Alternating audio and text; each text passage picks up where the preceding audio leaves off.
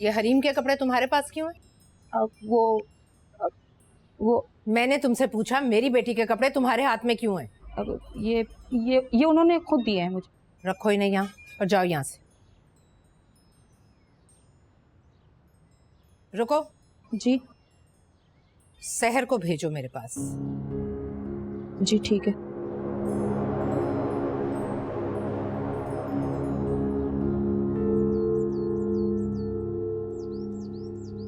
I'm sorry.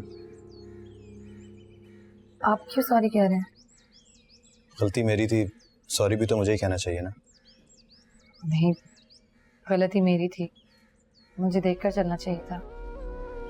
आप सामने से आ रही थी, मुझे नजर ही नहीं आया, पता नहीं मेरा ध्यान कहाँ था। दर्द तो नहीं हो रहा? नहीं, खैर गलती मेरी थी, रहने दे। चलो शुक्र है शीशा ज्यादा अंदर नहीं गया, वरना हो सकता है डॉक्टर को ही बुलाना पड़ जाता।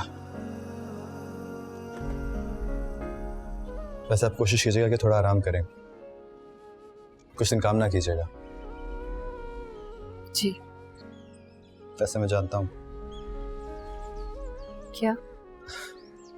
यही कि घर वाले आपको आराम करने थोड़ी देंगे, लेकिन फिर भी अगर आप चाहती हैं कि आपका जख्म जल्दी भर जाए और पाँव जल्दी ठीक हो तो कोशिश कीजिएगा कि आराम करें।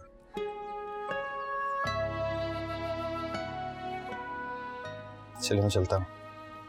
और हाँ, पाँव को ज़्यादा पानी लगने से भी बचाइएगा, जख्म खराब हो जाता है। सुनिए,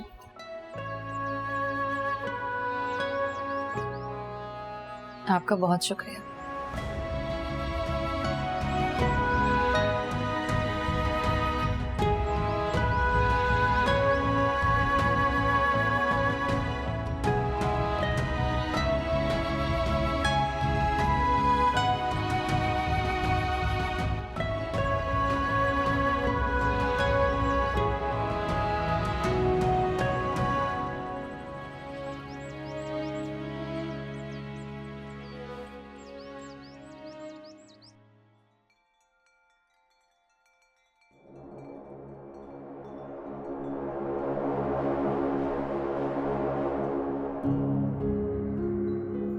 जी, आपने बुलाया था?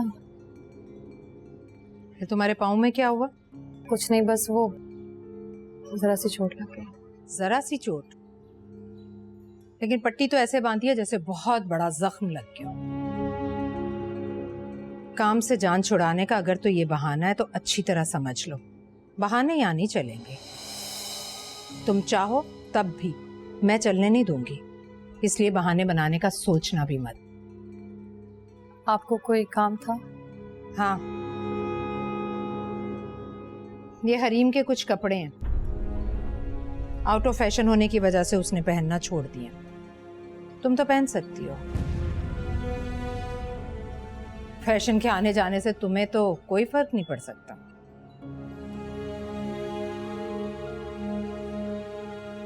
उधर क्या देख रही हो? मैंने जो कहा है उससे तुम्हें इनकार है? अगर इनकार करना चाहती हो तो ऐसा सोचना भी मत। इस घर में तुम्हें मेरी बेटी की उतरन भी पहनने को मिल जाए तो गनीमत समझो। खुशनसीबी है तुम्हारी, वरना मैं तो तुम्हें इस काबिल भी नहीं समझती। मामा चुप रहो, जरूरी नहीं कि तुम मेरे हर फैसले के बीच में टांग अड़ाओ। खड़ी क्यों हो? उठाओ ये कपड़े और जाओ यहाँ से। इससे ज्यादा की इस घर से अपने लिए तवक्को भी मत रखना।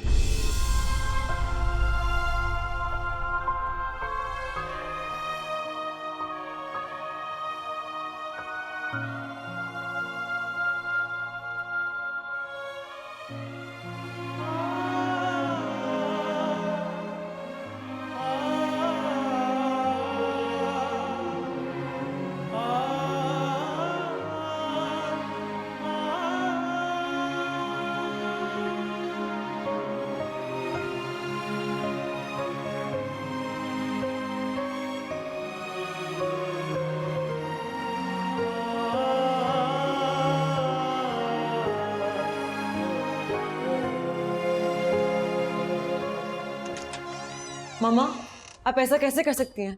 क्या सोचेगी वो मेरे बारे में? मैंने वो कपड़े फरजाना को दिए थे। और मैंने उसे दे दिए जिसका वजूद मुझे फरजाना से भी ज्यादा नागवार गुजरता है। मामा, आपने ऐसा क्यों किया? आपने उसकी नजरों में मुझे छोटा कर दिया है। मेरी समझ में नहीं आता कि तुम उसकी नजरों में अपना कद क्यों बढ़ाना चाहती हो। वो मेरी और जामन की कजिन है मम्मा। और मैं तुम्हारी माँ हूं। तुम्हें वो नजर आती है लेकिन मैं नजर नहीं आती। वो दुश्मन है तुम्हारी माँ की। मैं अपने दुश्मन की बेटी से मोहब्बत नहीं कर सकती। तो मत करें। आपसे मोहब्बत करने के लिए कह भी कौन रहा है? लेकिन कम से कम मुझे तो उसके सामने जलील मत करें। तुम्हें कुछ अंदाजा भी है कि तुम क्या कह रही हो? अच्छी तरह से। अच्छा, तो तुम उस 2 टके की लड़की की खातिर मेरे सामने, अपनी माँ के सामने खड़ा होना चाहती हो? फॉर गॉड सेक मामा, मैं ऐसा कुछ भी नहीं चाहती। लेकिन मैं ये भी नहीं चाहती कि सहर मेरी उतरन पहने। क्यों? इसमें हर्ज ही क्या है? वो मेरी कजिन है, मेरी नौकरानी नहीं। सच तो यह है कि वो इस लायक भी नहीं कि तुम्हारी उतरन पहने।